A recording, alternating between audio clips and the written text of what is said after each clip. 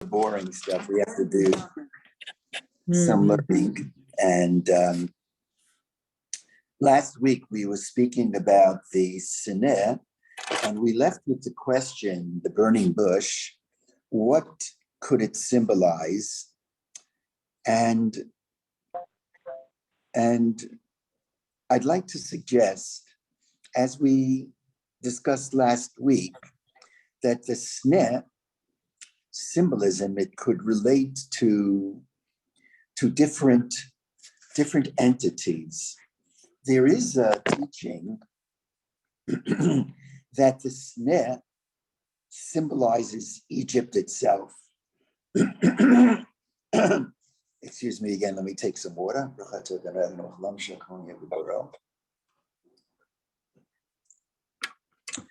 Because when you put your hand, when one puts a hand into the thorn bush, the thorns are inverted.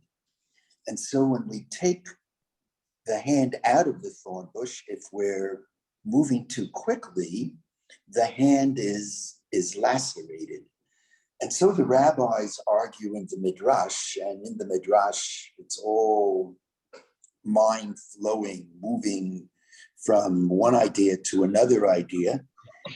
So the rabbis, they equate the Sneh with Moshe looking, and he's reminded of the Hara of Egypt, that the Jews were ensconced in Egypt, they were enslaved in Egypt, a place where they resided, were enslaved, but they found it difficult, of course, to leave. Just as it's difficult to remove the hand from a thorn bush without lacerating the skin, so was it impossible to escape the thorn bush known as Egypt without some amount of pain and suffering. And then there's an alternative approach. The alternative approach is that the burning bush is not symbolic of Egypt, but is symbolic of Israel. When one thinks about it, the revelation could have taken place from a taller tree. Now, of course, we don't believe that trees are God. We don't believe in the Asherah. That's the terminology used in the Tanakh, that trees are God.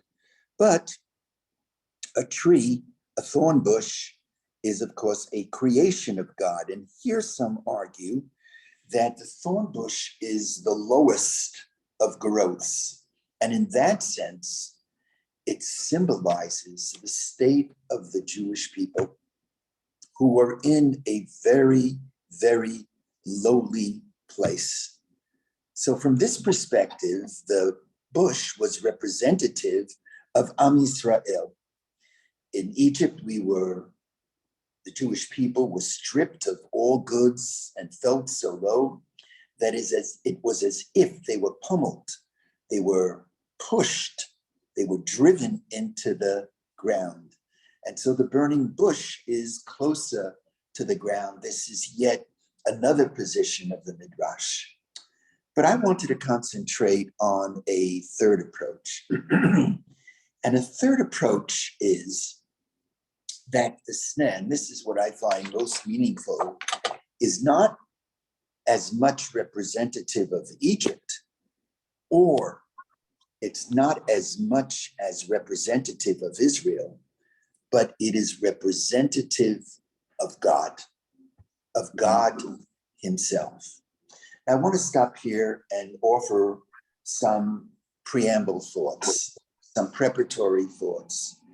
There are all kinds of understandings of God. My son actually, in his studies, he's really been able to trace how throughout history, the world, and even in Judaism, we've looked at God in different ways. For example, in the Bible, God is presented in a very anthropomorphic way.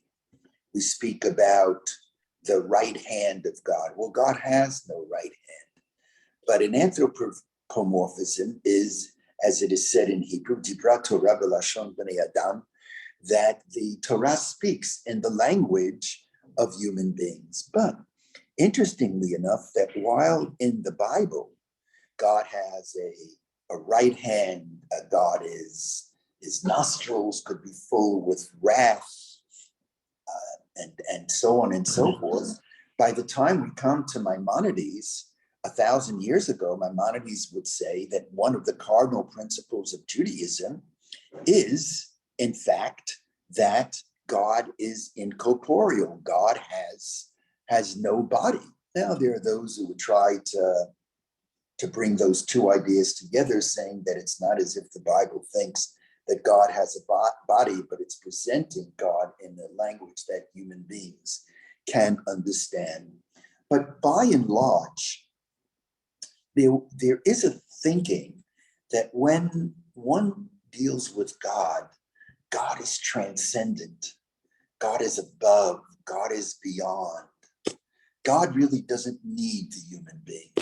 The formula that I have heard over the years is G minus W equals G, which means God minus the world equals God.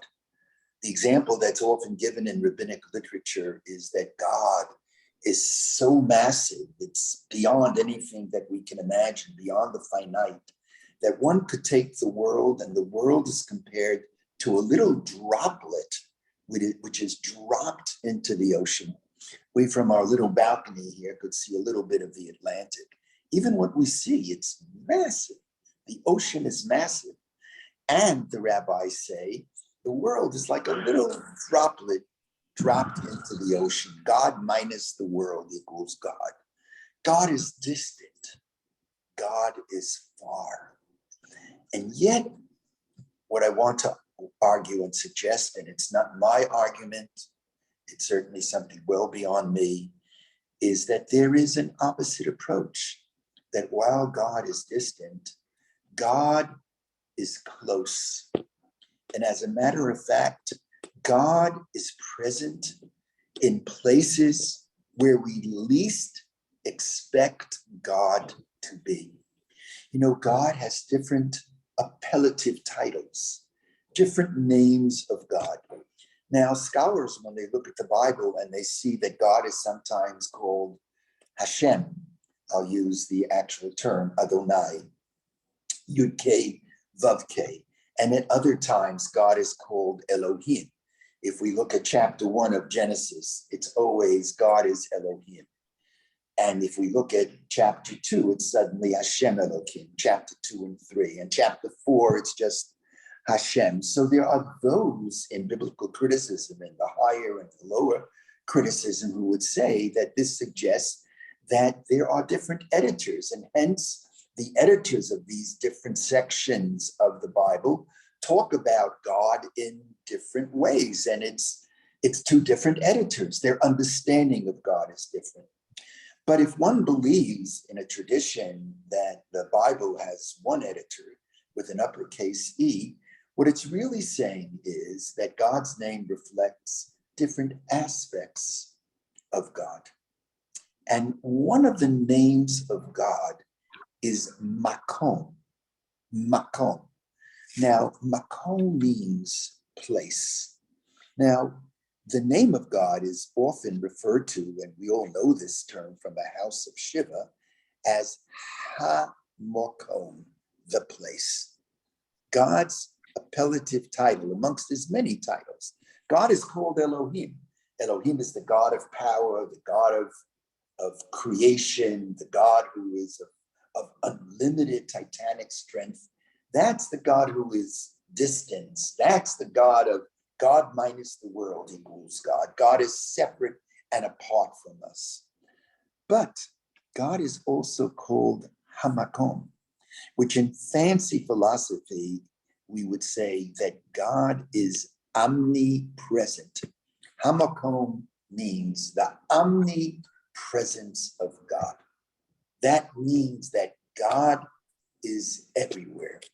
There is an immanence of God. While God is transcendent, above, beyond, at the same time, and this is the power of God, God is close, God is caring, God is loving, God is everywhere.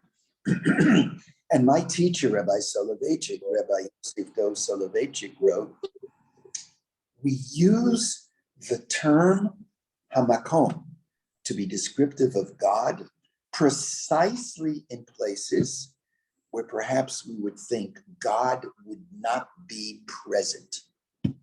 Even where we think that God would not be, even God, the hamakom says God is even there.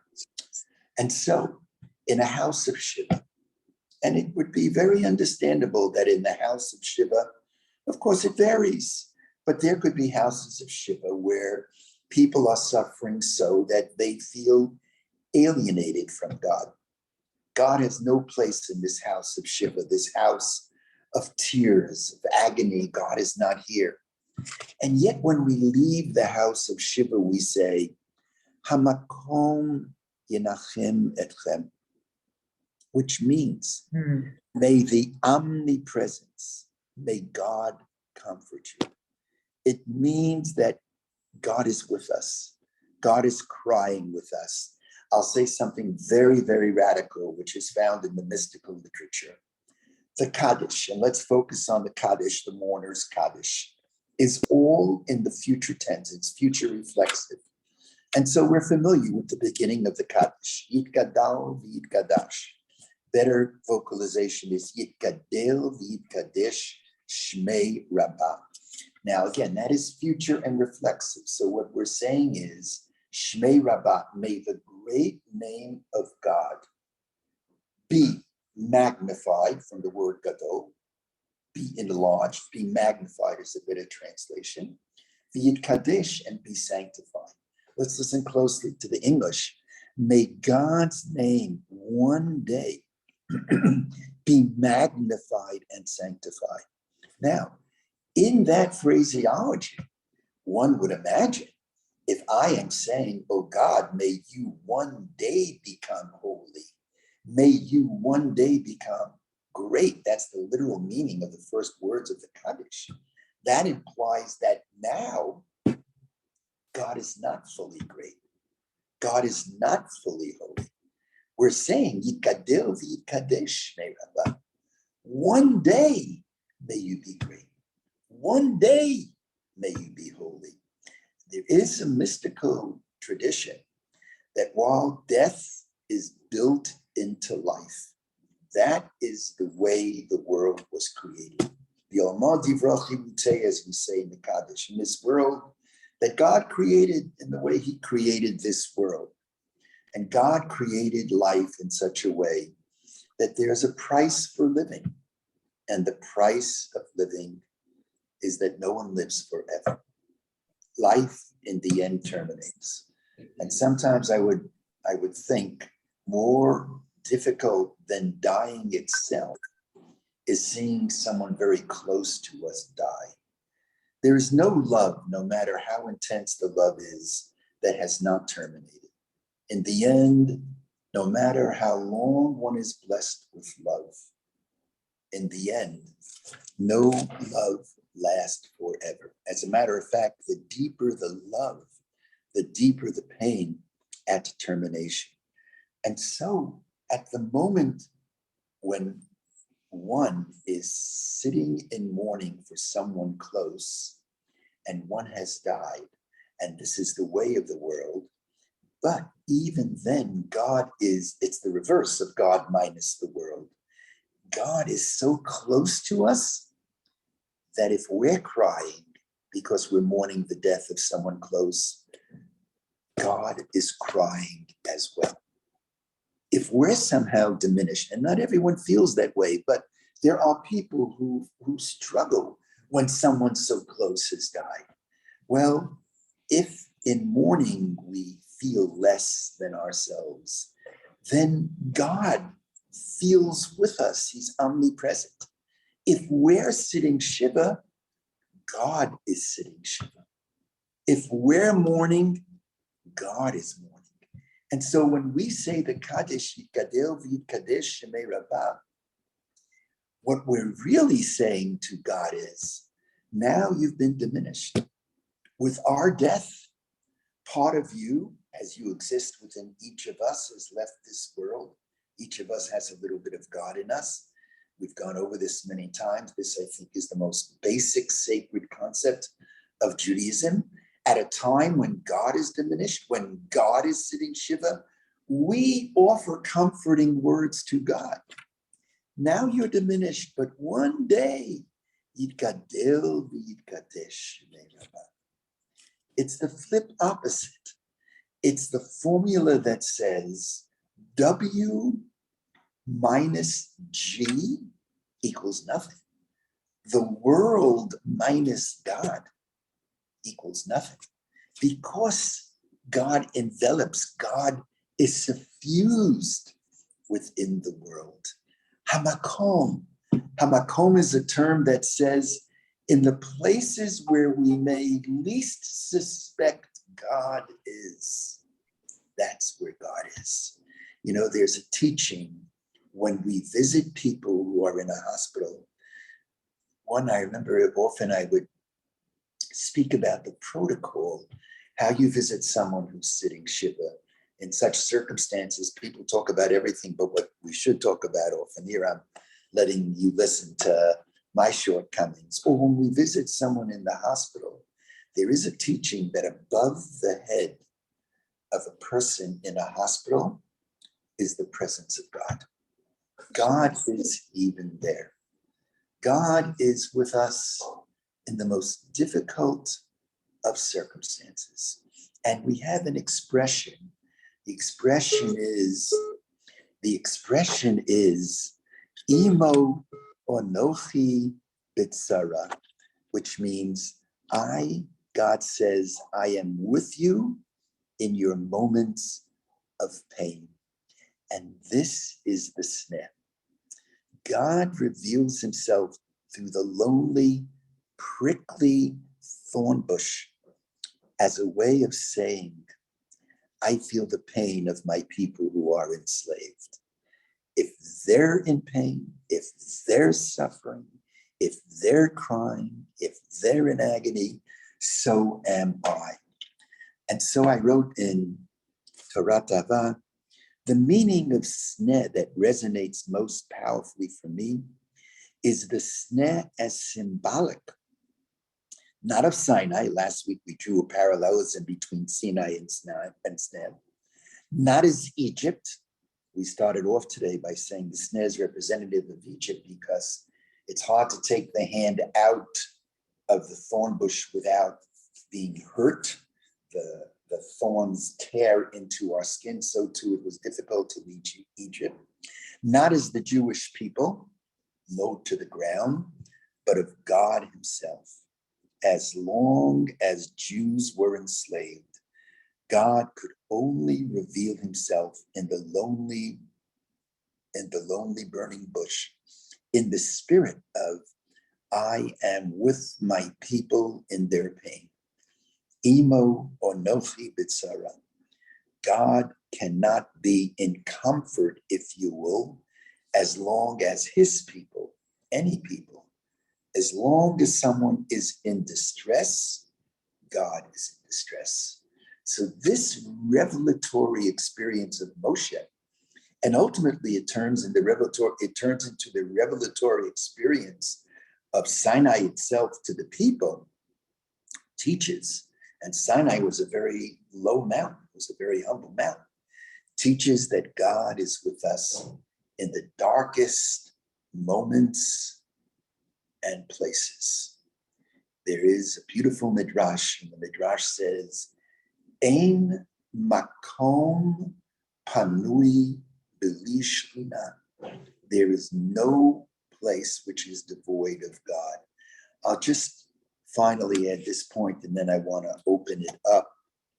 In the book of Deuteronomy, there is this sentence, and the sentence reads that there'll be a time when God will be alienated from the Jewish people, and God will be hidden. It's called Hastarat Panim, the eclipse of God. And the text says that God will be so hidden, it's vafilu, it says, va'anochi haster aster.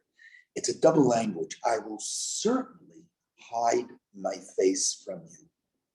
And just 80 years after the Shoah, we know what that is. It's true that Richard Rubinstein wrote After Auschwitz. And I recently saw, by the way, there's a second edition of After Auschwitz. And I made it into the second edition. Unfortunately, he didn't speak to me before he wrote what he wrote.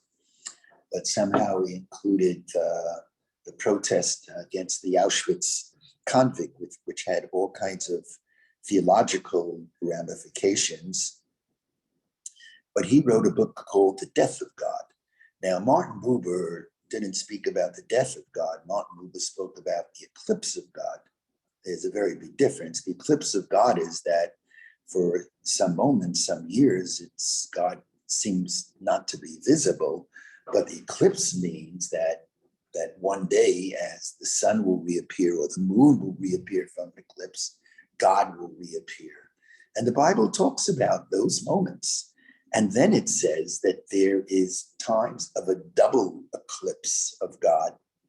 V'anochi haster aster. But the great Rav Nachman of Bratslav, who lived in the 19th century, he said, yes, God says that I will certainly hide myself from you at certain times.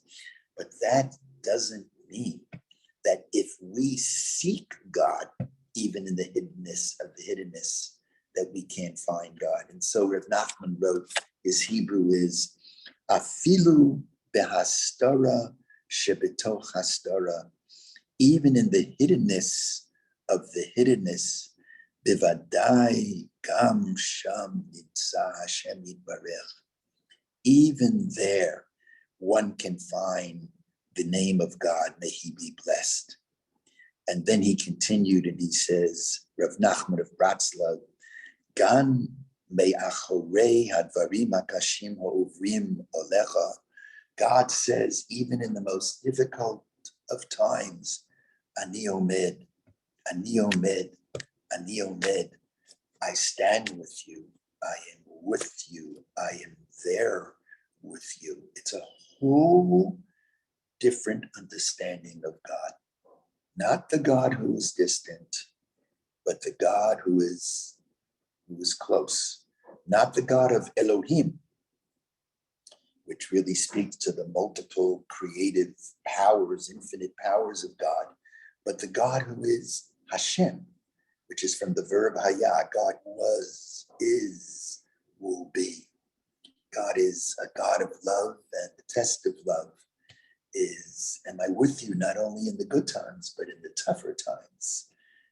And so God, according to this approach, reveals himself at the thorn bush, and he declares, and this is really lifted from the book of Psalms, from chapter 91, Imo onochi bitsara, I am with you in your times of eclipse. I'd add, by the way, the rabbis did something, it's a shift, because in the Psalms text, God says, Imo onochi bitsara achalseu v'achadeu. What that means is that God says, once you've been redeemed, once you have been relieved of your suffering, then you'll understand I am with you. The rabbis, it's a slight difference. The rabbis are saying that they're taking this sentence that I am with you in your suffering, which in the plain text is used when God says, once you are relieved of the darkness, once it is light, once one overcomes the sickness, that's what the text in Psalm says. Once you've overcome it, you'll feel God's presence. God is saying, no, even when it's still dark, even in the sickness, in the travail, the rabbis are playing with that sentence, really playing with it. Imo anochi b'tzara, I am with you. I want to open this up to your thoughts, dear friends. And I do want to ask Shuli, I do want to show at the end the song that we did after the terrible attack in Pittsburgh. And after the attack in Pittsburgh, where 11 people were murdered. So we wrote a song, and it's basically a song of Imo Anochi B'tzara. I am with you even in your pain. And I still remember those days. A whole bunch of people were out there, of course. People came from all over, and rabbis and students from Torat and from Ahavah. And on a Wednesday night, the attack took place on Shabbat morning. Somehow the editor of the largest Pittsburgh newspaper was with us as we had dinner. And he had a special relationship with Rabbi Adam Shire, a dear friend and great rabbi from the Shar Shamayim synagogue. And so they had made up to sit together. He, by the way, has a daughter who was at HUC, was at the Reform Rabbinical School. And he wanted to know the exact Hebrew spelling, not in English, in Hebrew, of the Kaddish. And we couldn't figure it out, and Rabbi Shire shared it with him. And sure enough, that Friday, blazing across the headlines of, I think it's called the Pittsburgh Gazette. Would you believe? I get the chills when I think about it. This was the headline, big fonts, Yitgadel v'yitkadesh Shmei Rabbah, in the Hebrew, Yitgadel v'yitkadesh Shmei Rabbah. And in this song, we try to understand it very hard, because I fully recognize how in such a state one could say, damn you, God, where are you, God? I fully understand that and recognize that, and people feel what they wish to feel, and we must receive that. And often in such situations, we shouldn't tell people what to feel. I think I've shared with you that in counseling, I always see the word wait in front of me. And that's an acronym for why am I talking? And Yikadel v'yikadesh Shmei Rabbah, I could be understood also that I'm with you even now. And so I'm seeing the word wait, why am I talking so much? So I want to open this up and hear what you're thinking. Rabbi, I see that Tova's hand has been up for a while. I'm also going to tell everyone that we're cutting it short today at 11:10. So, Hey, what time is it now, Shirley? 11 o'clock. Okay, but I want to play that song for everyone. So. Okay, so I guess Tova can say something, and please note I muted everybody because there was some background noise, so you will need to unmute yourself if you're speaking. So, Rabbi Avi, I mean, you covered a lot of ground, and when you spoke about Hamakom at the time of Shiva, I don't see that we're saying that God is there to comfort, to support the mourner. I think we're saying God is there even at the time when you're most resentful of his decree. And he is saying, but this is the world. This is the world that I created. And I'm here and I'm with you. And then afterwards, when we say Kaddish and we say Yitkadav ve'yitkadesh, hopefully when this mourning period is over, I will again be able to say God is great. That's beautiful. Thank you. And when you mentioned that God, we believe that the Shekhinah is at the head of every sick person. When I was in charge of a Bikur Cholim, I used to say to my volunteers, when you visit, you're not to be thanked. We must thank the sick person who allows us to come to also be in the presence of the Shekhinah. Yeah. Mm-hmm. Please, thank you, Tova, for those beautiful reflections. Lance, did you want to say something about Richard Rubenstein? Because I know I didn't do him justice. Let me go to the chat and read what I wrote. Oh, please, Lance. Okay. Hold on. Let me get to the... Okay. Is he still alive, Lance? Would you know? Was that? Is he still in this world? Do you know? No. He passed away. Okay. Rabbi Richard Rubenstein was the most iconoclastic, maddening, frustrating, heretical, and creative Jewish thinker of his generation. On the day before Yom Kippur in 1950, his infant son suddenly died. It was a crib death. That experience, to lose a child at the season of judgment, prompted him to think deeply about God. Rabbi Rubenstein, there's I'm more. I'm so grateful to you, Lance. I did not know this. Neither Please. did I. I didn't know No, either. but I've read it's after just, Auschwitz. By the way, please, he has another book in which he applies Freud to the Talmudic rabbis. okay. Anyway. I'm sorry I interrupted you. Go ahead, Lance. That's okay. Rabbi Rubenstein did not really believe that God was dead. He believed that we live in a time of the death of God. He believed that a certain idea of God had died. The idea of God as a God who acts in history, he said. This is because of the Shoah. God does not exist. If God exists, then we don't need this kind of God. A God who is either mean-spirited or who does not care or who is incompetent.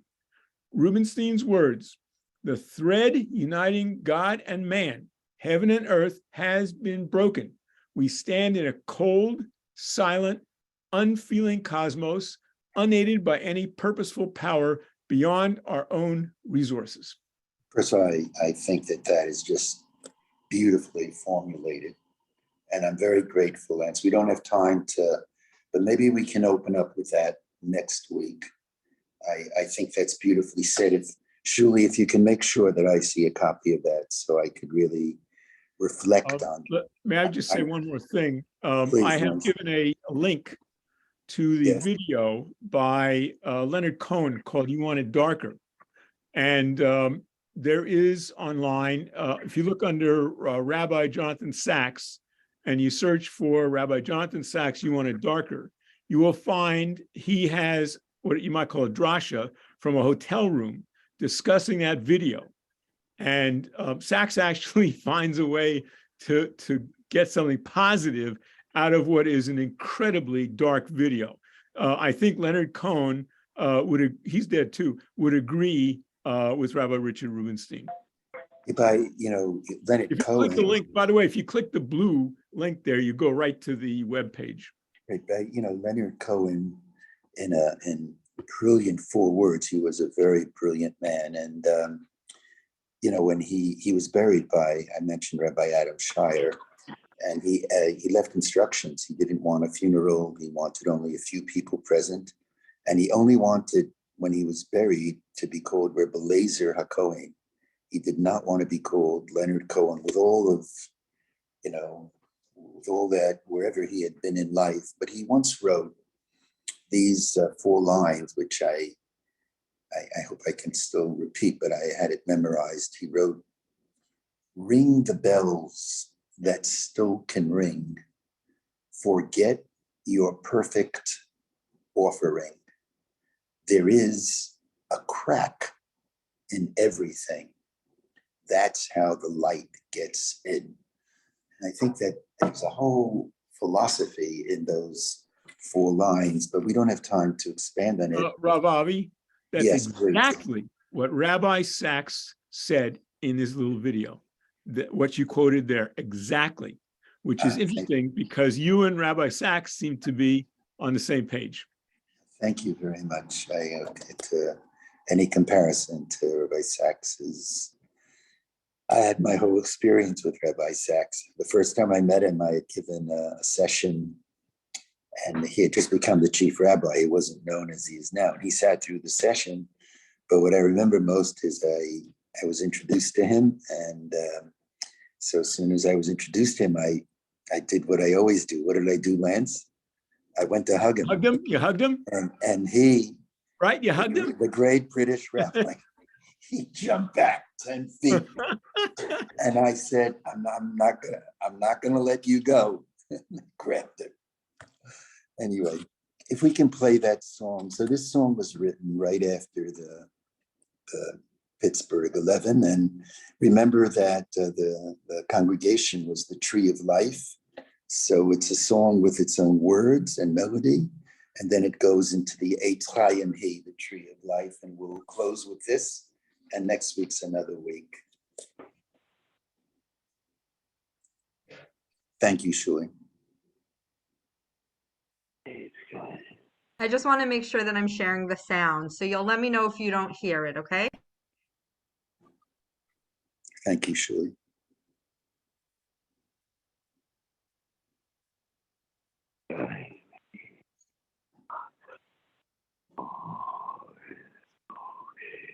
Are you hearing it? No. No. All right, we can start it next week if we can't do it now. It's Let fine. me try. Okay. Shuli the magician.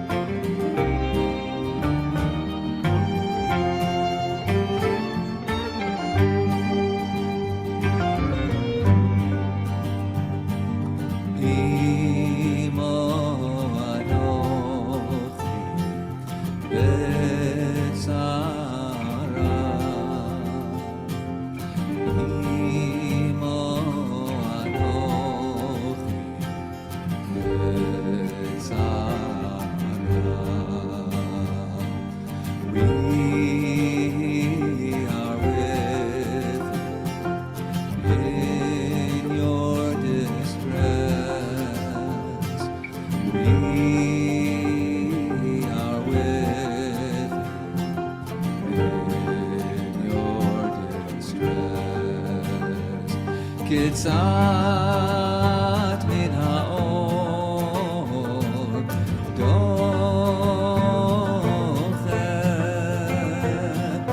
הרבה מן החושך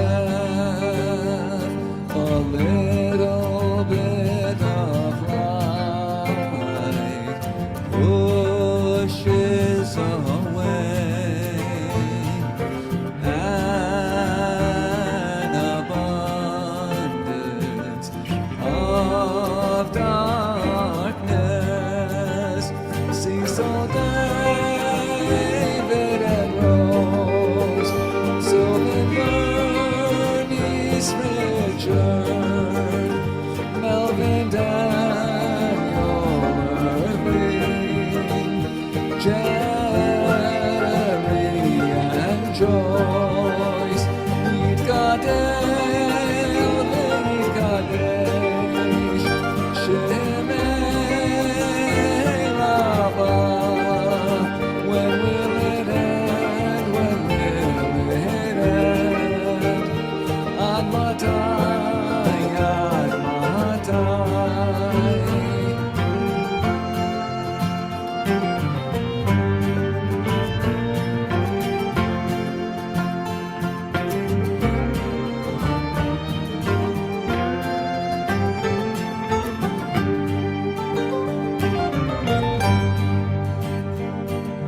Eitz Chaim Hi,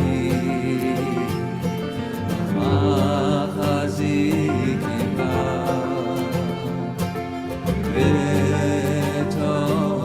B'tochecha Le'usha, Deracheha, Darchei Noam, B'chol netivoteha, Shalom, Hashiveinu Hashem, Elecha ונשובה,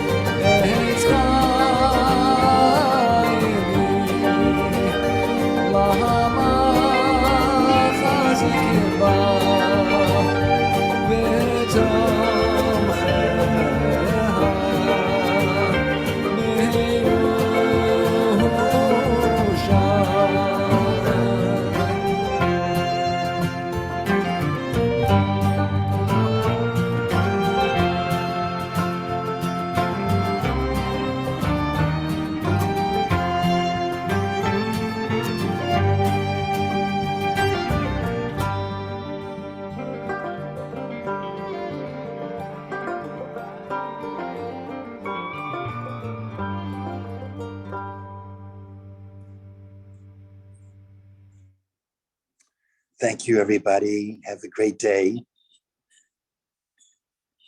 Rav For Avi, I those have who- Rabbi Sachs. If you click the link, you'll get his drasha. Okay, thank you very much. For those who attend Rav Ezra's class,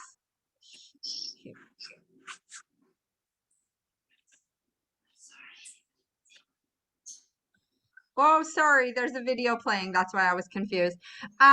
Rav Ezra is going to start at 11:20, even though I can't get the YouTube to stop, even though we're finishing early. So he'll see you at 11:20. All my blessings. Love you all. Thank you. Surely we just stay on? You can stay on, but he said he's not going to be here till 11:20. So Okay. chat amongst yourselves.